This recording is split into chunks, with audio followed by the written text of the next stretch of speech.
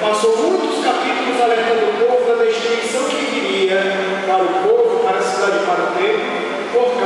pecado.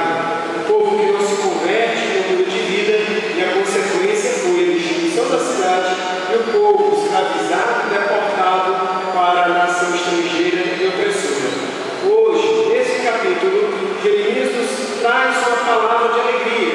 O povo vai regressar. Acabou a escravidão. O templo, a cidade será reconstruída.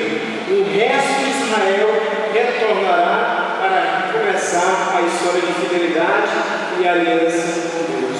É bom lembrar que de toda a nação sobrou uma pequena porção, mas uma porção fiel, uma porção que adere à palavra de Deus, uma porção que faz aliança perene com Deus. Se é Deus que traz o povo de volta, devemos lembrar que retorna é um povo que se esforça para viver a sua fé e a sua fidelidade com Deus. Isso já nos traz uma primeira reflexão. É preciso que sejamos um povo fiel ao caminho de Deus, à sua palavra e ao seu projeto. Este povo marchava de volta da terra estrangeira para a sua terra de origem, para Israel. O Evangelho nos fala de uma marcha, de uma caminhada, só que diferente. Agora é Jesus, com seus discípulos e as multidões que o comprimem. Jesus parte de Jericó para Jerusalém. Em Jerusalém vai acontecer a morte, a cruz de Jesus e também a sua ressurreição. Então Jesus parte para entregar a sua própria vida. E neste caminho, as pessoas que seguem Jesus têm que compreender o seu projeto de vida. O projeto de Jesus não é para ter cargos, poder, status, não é para ter dinheiro, riquezas materiais. Haja visto o Evangelho do domingo passado, em que Jesus repreende aos discípulos que queriam em primeiro lugar os tronos, os status, o poder do mundo constituído. Jesus ensina que para ser o primeiro no reino de Deus é preciso servir a todos. Nessa perspectiva, Jesus caminhando em direção a Jerusalém, no cego aparece no Evangelho, cego e mendigo. Naquela época, para o povo da Bíblia, uma pessoa cega e mendiga era totalmente excluída da religião, porque se acreditava que uma pessoa doente era castigada por Deus, porque ninguém queria se meter com alguém assim. E era excluída socialmente porque estava à margem da estrada, não era valorizada, não era amada, não tinha lugar na sociedade. Era um cego, um homem totalmente abandonado na religião, no poder político, econômico e social, à margem do caminho, à margem da sociedade. Não é muito diferente de muitos irmãos e irmãs que ainda nos dias de hoje vivem também à margem do sistema. E aqui as pessoas passam por Jesus e o cego, física, apresenta uma visão muito mais importante, a visão da fé. Ele grita, como que sabendo que Jesus poderia intervir na sua situação.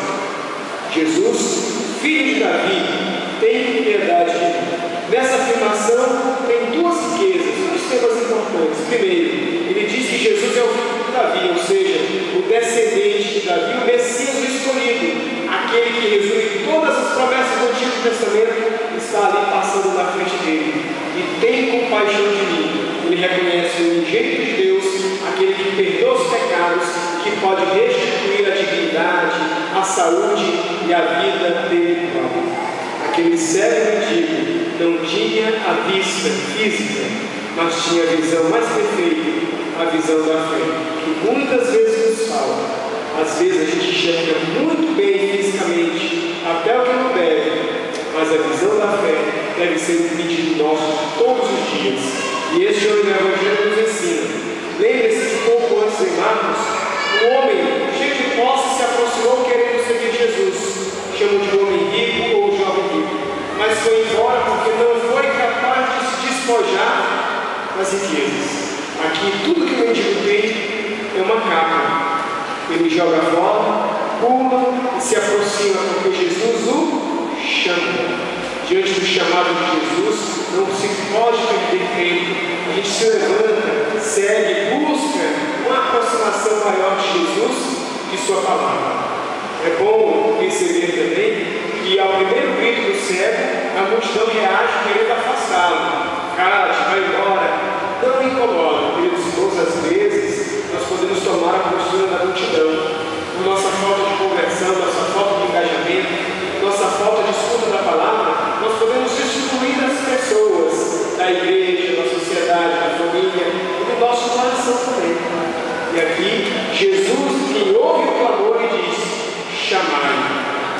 multidão muda logo de figura. Tem coragem, levanta-te, ele te chama, muda de comportamento. Diante do cego, Jesus faz a pergunta: o que queres que eu te faça? Uma pergunta que Jesus repete a nós todos os dias: o que você precisa na sua vida? E nós devemos tomar muito cuidado para não respondermos com uma resposta superficial e egoísta, como às vezes nós somos tentados. Eu quero dinheiro, eu quero casa, eu quero carro, eu quero isso, eu quero ter, eu quero ser, eu quero poder. Aqui o cego pediu aquilo que ele tinha mais necessidade, a visão. E não se trata apenas da visão física, mas também da visão da fé, que fez passar de um pedinte à beira do caminho a um seguidor de Jesus. Essa passagem nós devemos clamar todos os dias da nossa vida. Passar de apenas alguém que está à beira da religião, à beira do engajamento, distante, para alguém que segue o caminho de Jesus. E diz o texto, ele passou então a seguir Jesus. E muito feliz na vida. Lembrando, seguindo Jesus para a cruz, para Jerusalém, cidade que mata os profetas. Peçamos então hoje nessa celebração que Jesus também possa nos restituir a visão, a saúde, mas sobretudo nos dê o dom da fé, para que, como aquele mendigo Bartimeu, possamos ter uma fé mais madura e possamos seguir Jesus com a nossa vida, com a nossa conversão, com o nosso coração. Na carta aos Hebreus, que ouvimos também hoje, o autor nos apresenta uma reflexão sobre o sacerdócio. Ele vai dizer: o sumo sacerdote, quais são as características de um sacerdote de ontem e de hoje? É alguém que sai do meio do povo, um ser humano como todos os demais, nas suas potencialidades, nas suas fragilidades. É alguém que oferece o sacrifício a Deus, que celebra, que oferece o culto em expiação dos pecados do povo e para aproximar mais o povo de Deus. E a terceira característica é alguém que foi chamado por Deus. Deus quis, Deus escolheu, Deus chamou, preparou, consagrou e enviou para uma missão. Pelo batismo, todos nós somos sacerdotes, seguidores de Jesus. Mas tem também o sacerdócio ministerial, que Deus quis conferir a alguns homens ao longo da história. E de certo modo também, é bom ter sempre a certeza: o sumo sacerdote, do qual todos os sacerdotes derivam o seu ministério, é Jesus.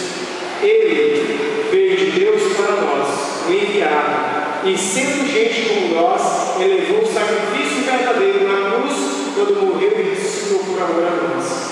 E ele é o vocacionado do Pai, porque foi enviado para nos salvar. Peçamos a Jesus que cura, que ouve o clamor dos pobres, que restitui a visão, que nos chama ao seguimento, que nos faça homens e mulheres de fé, de seguimento, de espiritualidade. Em nome do Pai, do Filho e do Espírito Santo. Amém.